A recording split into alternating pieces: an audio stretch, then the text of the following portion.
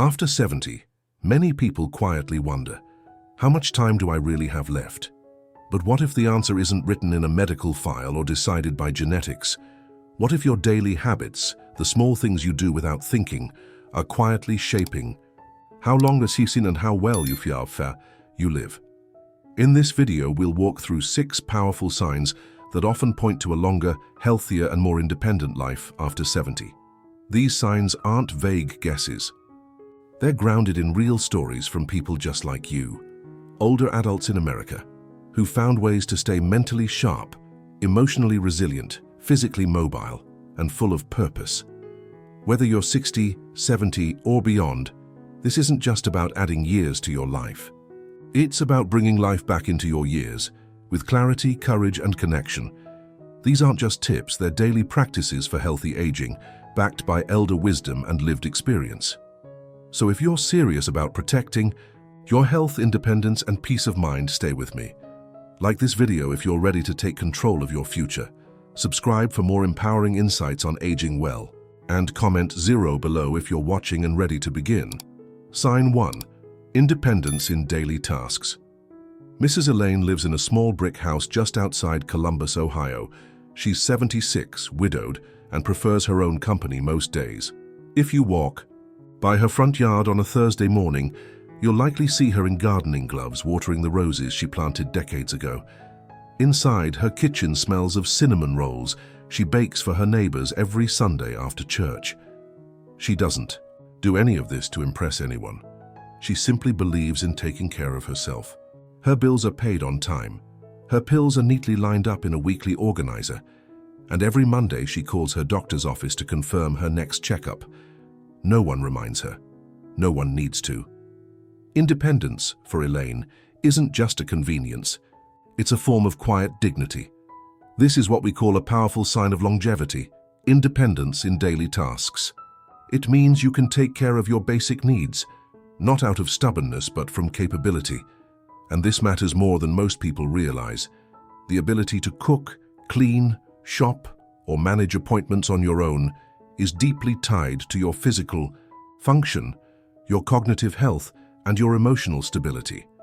People who stay self-reliant into their 70s and beyond often enjoy more freedom, fewer hospital visits, and a stronger sense of identity. Why? Because when you handle the rhythms of daily life by yourself, your brain stays sharper, your body stays active, and your spirit remains engaged. On the flip side, when this independence begins to slip, it's often one of the first red flags for deeper decline, not just physically, but mentally and emotionally too.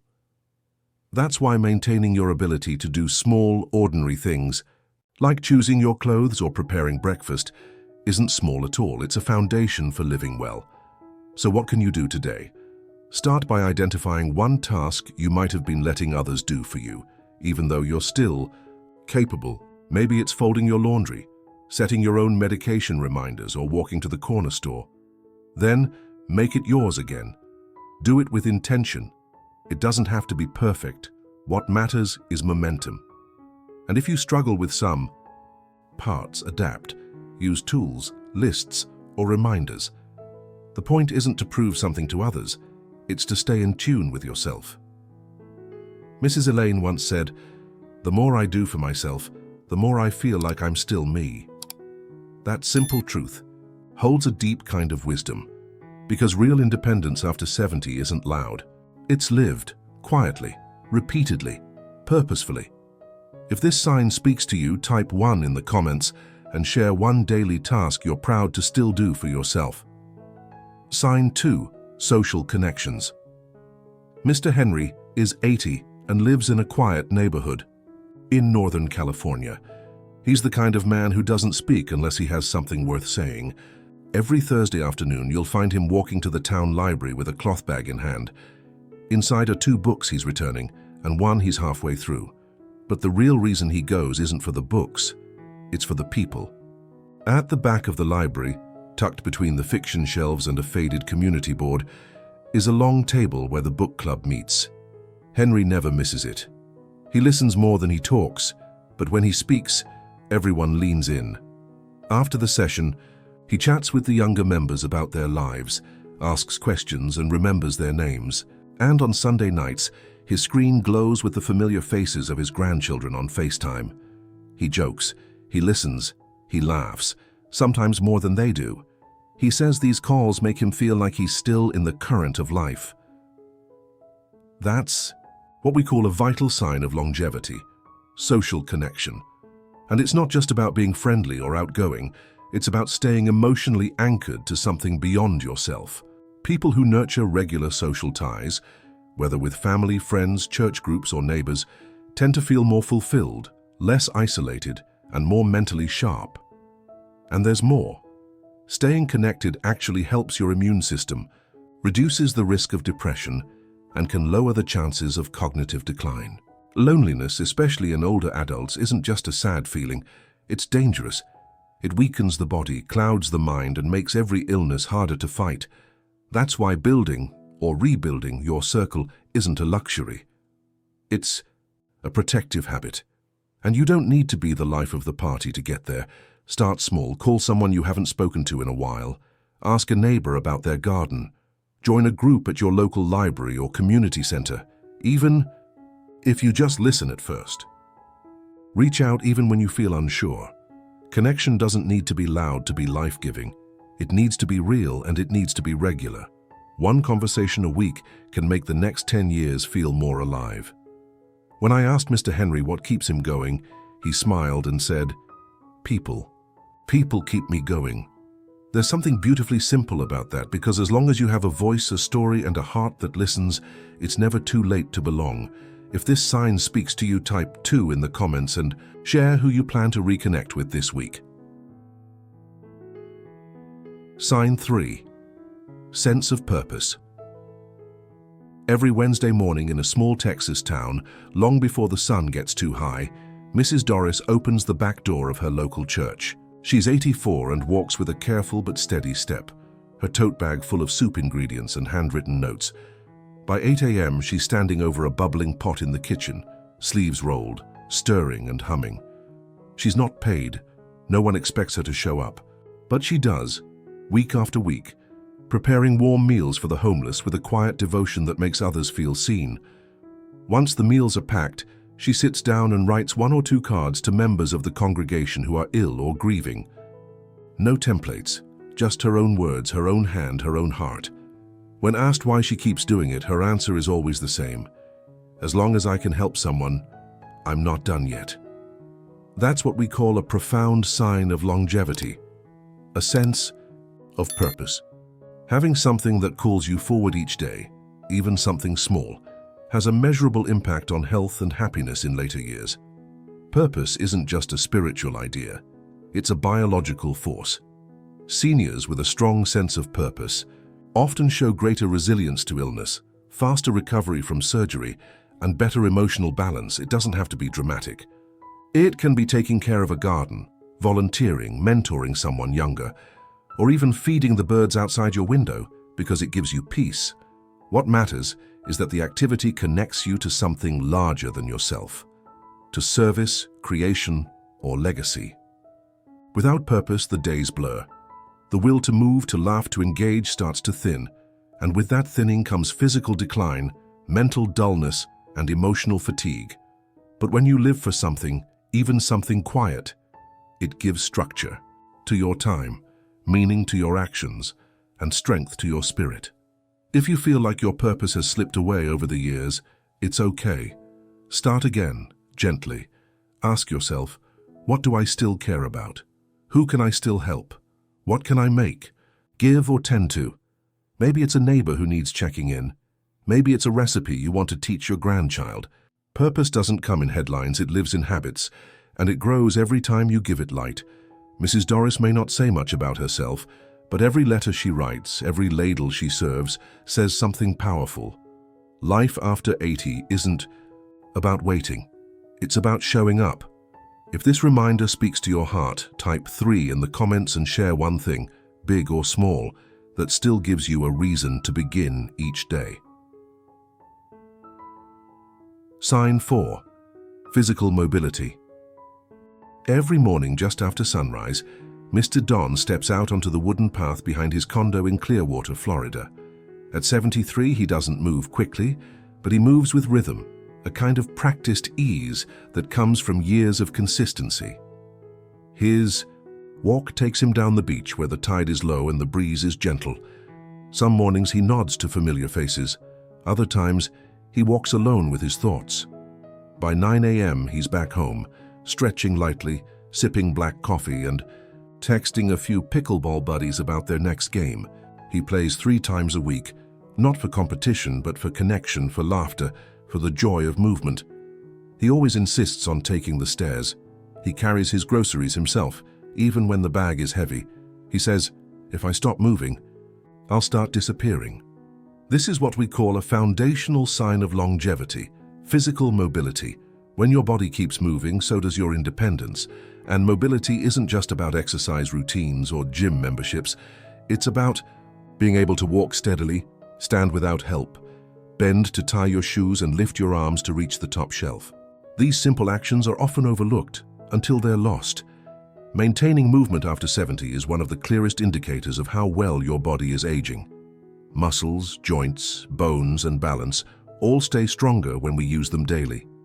On the other hand, when we stop moving, the body responds quickly. Stiffness, weakness, instability, and eventually a higher risk of falls. And a single fall in old age can change everything, robbing you not only of comfort but of freedom.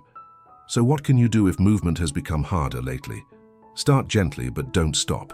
Walk to the mailbox instead of waiting for someone else to bring it in. Stretch your arms overhead each morning, hold onto a chair and rise from it slowly 10 times a day. Use your legs, even if just for small tasks. Movement doesn't need to be intense. It needs to be consistent. Build small routines.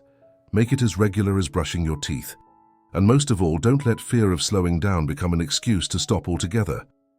The body remembers movement, and it responds.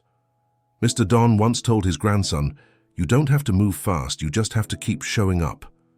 That kind of steady, gentle effort is what gives mobility its quiet power. Because every step you take, every stair you climb, every game you say yes to, it all sends the same message to your body: I'm still here. If this sign speaks to you, type 4 in the comments and share one way you'll move your body today, no matter how small. Sign 5. Emotional resilience. Ms. Gloria lives alone in a modest home just outside Grand Rapids, Michigan. She's 79 now. It's been 4 years since her husband passed away from cancer, and for the first year after, the silence in her house felt unbearable. The kind that hums behind every meal eaten alone, every creaking floorboard at night. But instead of sinking into that grief, she chose to reshape it. She signed up for a beginner's watercolor class at the community center. She began practicing chair yoga twice a week, and late at night, she started writing reflections on a blog, not for followers, but for herself. Some days, she still cries, especially when the wind reminds her of the walks they used to take together. But she gets up, she waters her plants, she opens the window, and she creates something beautiful from the ache.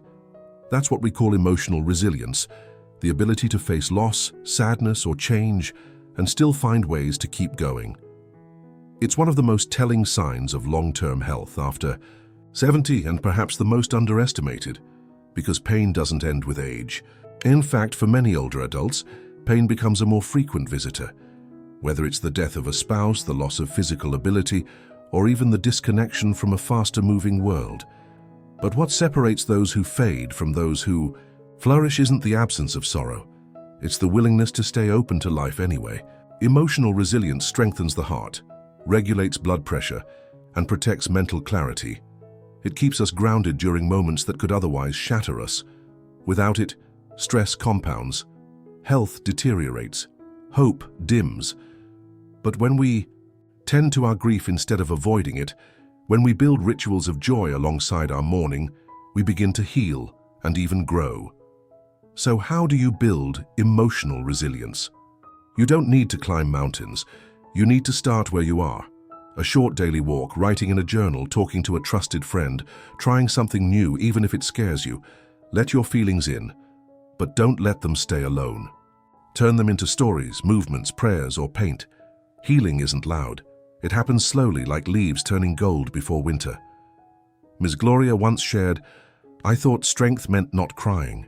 Now I know it means crying, then painting anyway." That wisdom carries weight, because true resilience doesn't deny emotion. It walks through it with open hands. If this speaks to you, type 5 in the comments and share one thing that's helped you keep moving even when your heart was heavy. Sign 6. Mental sharpness. In a small town just outside Asheville, North Carolina, there's an old man everyone still calls Professor.